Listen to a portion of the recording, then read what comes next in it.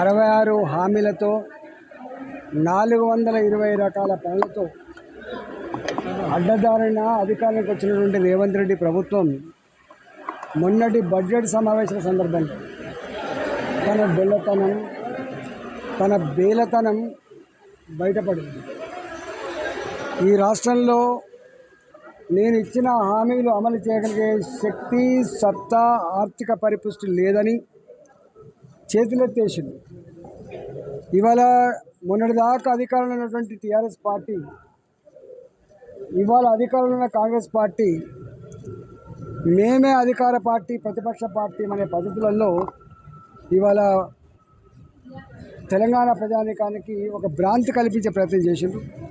కానీ ఇవాళ కాంగ్రెస్ పార్టీకి కానీ ఇవాళ టీఆర్ఎస్ పార్టీకి కానీ ప్రజాక్షేత్రంలో విశ్వాసం కోల్పోయింది.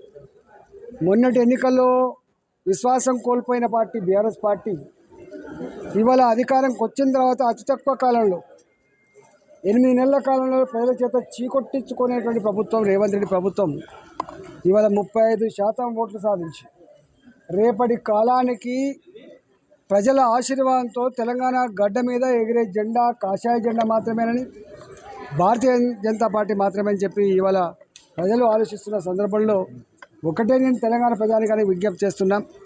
మేము అనుకున్నాం భారతీయ జనతా పార్టీగా ఈయన ఇంత ప్రగల్భాలు పలికిండు, ఇన్ని రకాల మాటలు మాట్లాడిండు.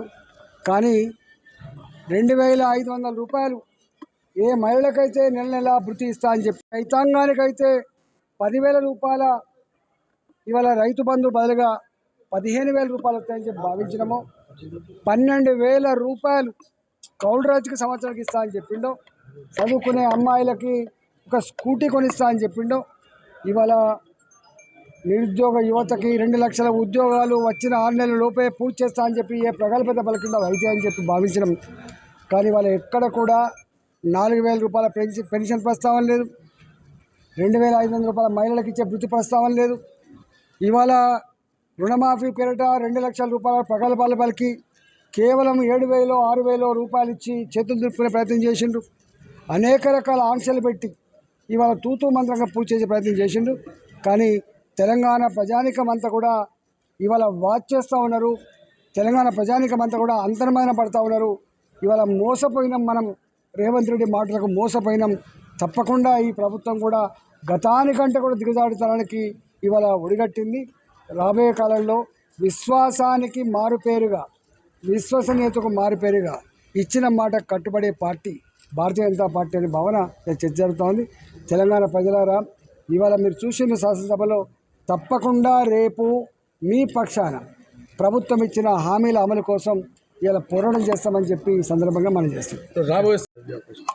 భారతీయ జనతా పార్టీ అన్ని ఎన్నికలను కూడా చాలా సీరియస్ తీసుకుంటుంది. అది వార్డు మెంబర్ స్థాయి నుంచి మొదలుపెట్టి జిల్లా పరిషత్ వరకు, కౌన్సిలర్ స్థాయి నుంచి మొదలుపెట్టి కార్పొరేటర్ వరకు ఇవన్నీ కూడా సీరియస్ తీసుకొని కొట్లాడతాం. తీసుకో